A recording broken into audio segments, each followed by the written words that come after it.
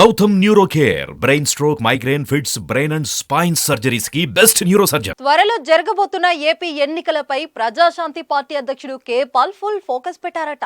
మొన్నటి వరకు తెలంగాణలో హడావుడి చేసిన కే పాల్ బీఆర్ఎస్, కాంగ్రెస్, బీజేపీలపై తనదైన శైలిలో స్వెటర్లు వేశారు.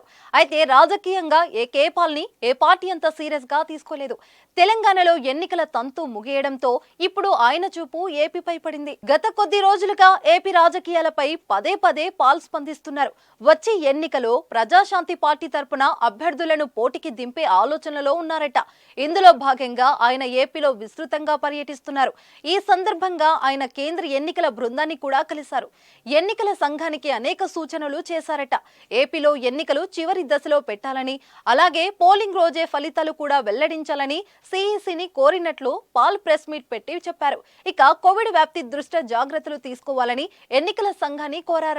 తనపై విషప్రయోగం జరిగినా దేవుడి దయ వలన కోలుకొని ఏపీ ప్రజలకు సేవ చేసేందుకు రెడీగా ఉన్నారట కే పాల్.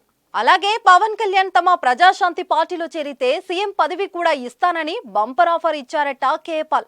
అయితే నిన్నటికి నిన్న జగన్ అపాయింట్మెంట్ కావాలని రచ్చ చేసిన పాల్ అక్కడ అపాయింట్మెంట్ దొరకకపోవడంతో పవన్ కళ్యాణ్ కలిసేందుకు వచ్చారు. అక్కడ పవన్ కళ్యాణ్ కూడా సమయం ఇవ్వకపోవడంతో పవన్ ను శపిస్తానంటూ ప్రకటించాడు కే పాల్. ఎప్పుడు ఎలా మాట్లాడుతాడో తెలియక కే పాల్ ను ప్రతి ఒక్కరూ లైట్ తీసుకుంటున్నారు. ప్రపంచ వ్యాప్తంగా పేరుగాంచిన పాల్ ఈ మధ్య కాలంలో మరీ దిగజారి ప్రవర్తిస్తున్నారని బాధపడుతున్నారు కే పాల్ అభిమానులు.